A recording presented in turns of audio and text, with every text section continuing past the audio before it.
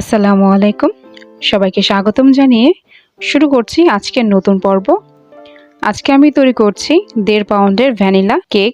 একদম basic sponge cake তৈরি করা থেকে শুরু করে কেকের ক্রিম এবং নর্মাল ডেকোরেশন সবকিছু আজকে আমি এই ভিডিওতে দেখানোর চেষ্টা করেছি। আর আজকের এই ভ্যানিলা স্পঞ্জ কেকের ডেকোরেশন আমি একদম নর্মাল ভাবেই করেছি, কোনো প্রকার টার্ন টেবিল ব্যবহার করিনি। ঘরে থাকা উপকরণ দিয়ে সহজভাবেই এই কেকটা তৈরি করেছি। আপনারা যারা আপনাদের প্রিয়জনকে এইভাবে জন্মদিনে সারপ্রাইজ করতে চান, ঘরে থাকা অল্প কিছু উপকরণ ব্যবহার করে খুব সহজভাবে নিজের হাতেই এই মজাদার ভ্যানিলা কেক তৈরি করে উপহার হিসেবে দিতে পারেন। আশা করছি আমার এই ভিডিওটি আপনাদের কাজে আসবে। তাহলে চলুন দেখে ফেলি কিভাবে তৈরি করতে হয় এই মজাদার ভ্যানিলা কেকটি। সবার প্রথমে আমি কেকের বেসটা তৈরি করে নেব। এর জন্য আমি একটা বোলের মাঝে একটা ছাঁকনি নিয়েছি আর তার মাঝে নিয়ে নিয়েছি 3/4 কাপ ময়দা, বেকিং পাউডার 1/2 চা চামচ, বেকিং সোডা 1/4 চা চামচ, সামান্য কিছুটা লবণ। এবার এই শুকনো উপকরণগুলোকে আমি একটু ভালো করে চেলে নিচ্ছি, আর এটাকে আমি 3 বার চেলে নেব। তো 2 বার আমি আপনাদের দেখিয়ে দিচ্ছি আর একবার আমি অফিস স্ক্রিনে চেলে নিচ্ছি।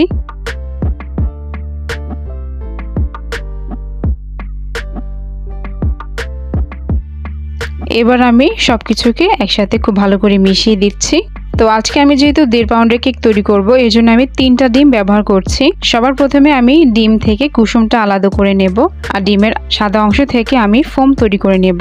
অবশ্যই খেয়াল করতে হবে যাতে ডিমের হলুদ অংশ কোনোভাবে এই সাদা অংশের সাথে মিশে না যায়, তাহলে কিন্তু ফোমটা ভালো তৈরি হবে না। আর খেয়াল রাখবেন যে বোলটা আপনারা ব্যবহার করবেন তাতে কোনো প্রকার পানি বা তেল যাতে না থাকে, অর্থাৎ একদম শুষ্ক থাকে। আর বিটারের কাঁটাটাও যেন খুব ভালোভাবে পরিষ্কার করা হয়ে থাকে। এবার আমি বিটারের একদম লো স্পিডে এই ডিমের সাদা অংশকে খুব ভালো করে ফেটে নেব।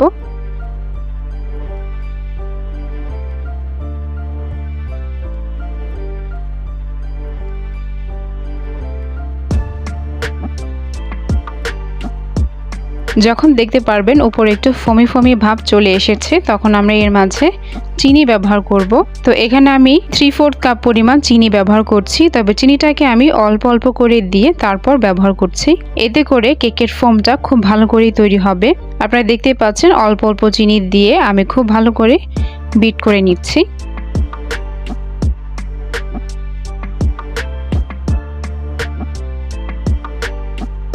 কেকের ফোমটা কিন্তু আমি তৈরি করে নিয়েছি। এবার আমি এর মাঝে ডিমের কুসুমটা দিয়ে দিব। তো কুসুমটা আমি একটা একটা করে দিচ্ছি। প্রথমে একটা দিয়ে জাস্ট একটু মিশিয়ে নিচ্ছি। এরপর বাকি কুসুমগুলো দিয়ে বিটার দিয়ে ভালোভাবে মিশিয়ে নিচ্ছি। মেশানো হয়ে গেলে এর মাঝে আমি ব্যবহার করছি 1 চা চামচ ভ্যানিলা এসেন্স।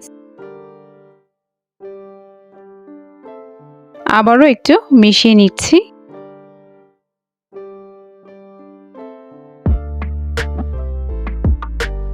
এবার আমি এখানে ব্যবহার করছি 2 টেবিল চামচ সয়াবিন তেল। তেলটা দিয়ে আমি জাস্ট একটু মিশিয়ে নিব, ওভারবিট করব না। তো আমার কেকের জন্য ফোমটা কিন্তু তৈরি হয়ে গিয়েছে, আপনারা দেখতে পাচ্ছেন খুব সুন্দর কিন্তু ফোমটা তৈরি হয়ে গিয়েছে।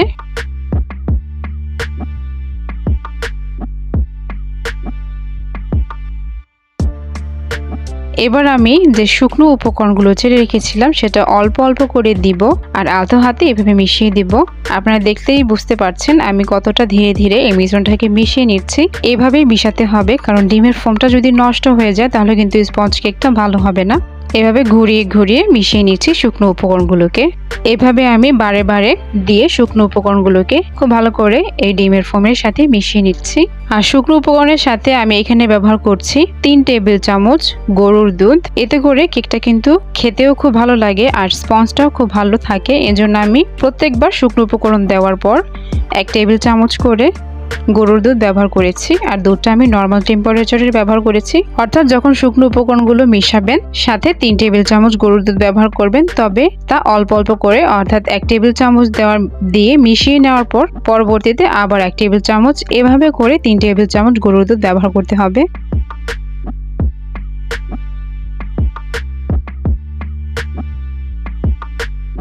আমার কেকের ব্যাটারটা পারফেক্টলি তৈরি হয়ে গিয়েছে। আপনারা দেখতে পাচ্ছেন কেমন কনসিস্টেন্সিটা হবে। আমি আবারও একবার দেখিয়ে দিচ্ছি, অতিরিক্ত পাতলাও হবে না, আবার অতিরিক্ত ঘনও হবে না। এবার আমি একটা সসপ্যান ব্যবহার করেছি, আর সসপ্যানের নিচে আমি একটা বাটার পেপার দিয়ে কিছুটা অয়েল ব্রাশ করে দিচ্ছি। আর স্পঞ্জ কেক তৈরির ক্ষেত্রে শুধু নিচেই অয়েলটা ব্যবহার করবেন, চারপাশে অয়েল ব্যবহার করবেন না, এতে করে কেকটা কিন্তু চুপসে যেতে পারে। তো কেকের ব্যাটার থেকে আমি এই ব্যাটারটাকে এই ছাঁচের মাঝে দিয়ে দিচ্ছি, আর একটা কাঠি দিয়ে এভাবে নেড়ে চেড়ে দিচ্ছি, এতে করে কোনো এয়ার বাবল থাকলে সেটা নষ্ট হয়ে যাবে আর কেকটার মাঝে কোনো ফাঁকা সৃষ্টি হবে না। এছাড়া আমি কয়েকবার এভাবে ট্যাপ করে নিয়েছিলাম, এতে করেও কিন্তু কোনো প্রকার বাবল থাকলে সেটা নষ্ট হয়ে যাবে আর কেকটা একদম স্মুথ তৈরি হবে। এবার আমি চলে যাচ্ছি চুলায়। তো চুলায় আমি একটা হাঁড়ি বসিয়ে প্রিহিট করে নিয়েছিলাম মিডিয়াম হাই হিটে 5 মিনিটের জন্য। এবার এর মাঝে এই ব্যাটারটা বসিয়ে দিচ্ছি, আর খুব ভালো করে ঢাকনা দিয়ে ঢেকে দিয়েছি যাতে কোনো প্রকারে কোনো বায়ু না বের হয়ে যায়, এতে করে কিন্তু তাপমাত্রাটা ফল ডাউন করতে পারে। অবশ্যই এমন ঢাকনা দিয়ে ঢাকবেন যাতে কোনোভাবে বাতাস না বের হয়। কেকটাকে একদম লো হিটে আমি 40 থেকে 45 মিনিট এভাবে বেক করে নেব। চুলার তাপের উপর নির্ভর করে কম বেশি সময় লাগতে পারে, এজন্য অবশ্যই কেকটা বের করার পূর্বে ভালো করে চেক করে নেবেন। আর কেকটা অবশ্যই ঠান্ডা করে তারপর মোল্ড আউট করতে হবে।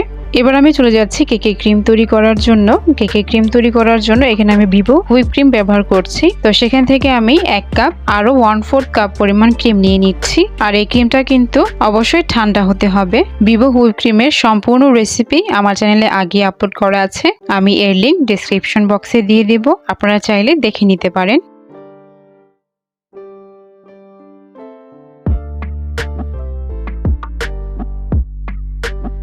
এবার আমি একদম লো স্পিডে এই ক্রিমটাকে বিট করে নিচ্ছি। কেকের ক্রিম তৈরি করতে অবশ্যই লো স্পিডে বিট করা শুরু করবেন, এতে করে ক্রিমটা খুব সহজেই তৈরি হবে। প্রথমেই তাড়াহুড়া করতে যাবেন না, তাহলে কিন্তু ক্রিমটা কখনোই ভালোভাবে তৈরি হবে না। তো এভাবে আমি লো স্পিডে কিছু সময় বিট করে নিচ্ছি। এবার আমি এখানে দিয়ে দিচ্ছি 3 টেবিল চামচ আইসিং সুগার। অবশ্যই চেষ্টা করবেন এখানে একদম দোকান থেকে কেনা আইসিং সুগারটাই ব্যবহার করতে, এতে করে একটা ভালো রেজাল্ট পেতে পারেন। আর যদি হাতে একদমই আইসিং সুগারটা অ্যাভেলেবেল না থাকে, সেক্ষেত্রে ঘরে থাকা চিনি খুব ভালো করে ব্লেন্ড করে তারপর ছেঁকে এইখানে ব্যবহার করতে পারেন। তো আইসিং সুগার দেওয়ার পর আমি আবারও খুব ভালো করে বিট করে নিচ্ছি, আর এবারও আমি লো স্পিডে বিট করে নিচ্ছি। আর বিট করার এই পর্যায়ে আমি সাইডের ক্রিমগুলো মাঝখানে এনে আবারও বিট করে নিচ্ছি, এতে করে ক্রিমটা পারফেক্টলি তৈরি হবে। আপনারা দেখতে পাচ্ছেন অলরেডি একটা ক্রিমি কনসিস্টেন্সি চলে এসেছে, তবে কেকের ক্রিমটা কিন্তু সম্পূর্ণভাবে এখনো তৈরি হয়নি, আরও কিছু সময় বিট করে নিব।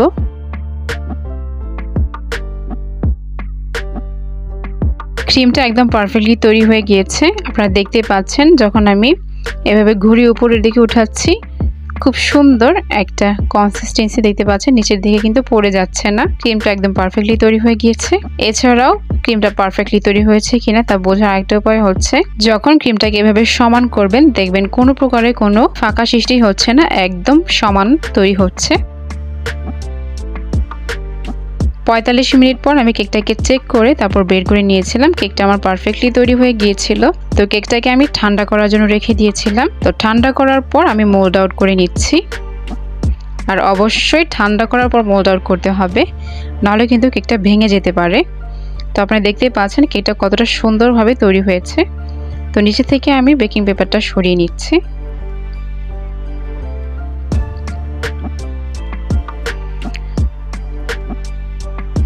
কেকটা কতটা স্পঞ্জি হয়েছে আপনারা দেখেই বুঝতে পারছেন। তো আমাদের স্পঞ্জ কেক কিন্তু পারফেক্টলি তৈরি হয়ে গিয়েছে। আপনারা দেখতে পাচ্ছেন কতটা স্পঞ্জি তৈরি হয়েছে।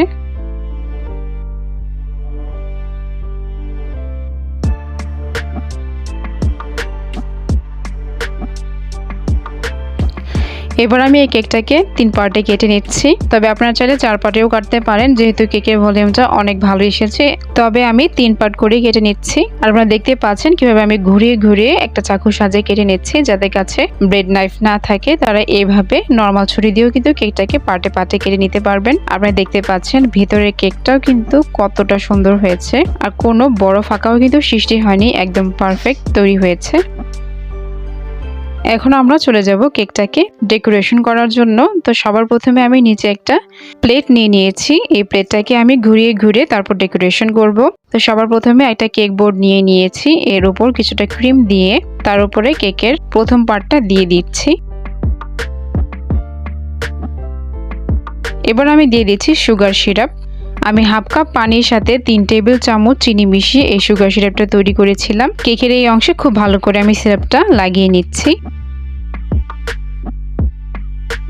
এবার আমি উপরে ক্রিম দিয়ে নিচ্ছি, আর এই পার্টে ক্রিম কতটুকু দিবেন সেটা সম্পূর্ণ আপনাদের নিজস্ব ইচ্ছা।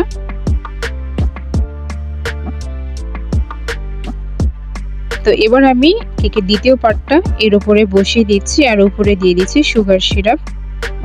আর সুগার সিরাপটা আমি খুব ভালো করে দিয়ে দিচ্ছি, আর তার উপরে আমি এখন ক্রিম দিয়ে দিচ্ছি, ক্রিমের লেয়ারটা। তো আমি মোটামুটি ক্রিম এখানে দিয়ে দিচ্ছি, অতিরিক্ত বেশিও দিচ্ছি না আবার একদম কমও দিচ্ছি না, আপনারা দেখতেই পাচ্ছেন। আর এভাবে সমান করে নিচ্ছি এই প্লেটটাকে ঘুরিয়ে ঘুরিয়ে। যাদের কাছে টার্ন টেবিল না থাকে তারা এভাবে প্লেটের উপর নিয়েও কিন্তু খুব সহজেই ডেকোরেশন করতে পারেন। সেকেন্ড লেয়ারেও আমার ক্রিমটা দেওয়া হয়ে গিয়েছে। এবার আমি থার্ড পার্টটা বসিয়ে দিচ্ছি কেকের, আর এর উপরে আবারও খুব ভালো করে সুগার সিরাপটা দিয়ে দিচ্ছি। তো কেকটাকে আমি একটু গোলাকৃতি তৈরি করব, এজন্য সবার উপরের পার্টটাই উপরে ব্যবহার করছি। তবে আপনারা যদি একদম সমান কেক চান সেক্ষেত্রে নিচের পার্টটা এই উপরে ব্যবহার করবেন। এই উপরে আমি আবারও ক্রিমের একটা লেয়ার দিয়ে দিচ্ছি, তবে এখানে আমি একটা পাতলা লেয়ার দিচ্ছি কারণ ক্রিমটাকে দিয়ে আমি এই কেকটাকে ক্রাম কোট করে তারপর ফ্রিজে রেখে দেব, যাতে করে খুব সহজেই আমি ডেকোরেশন করতে পারি।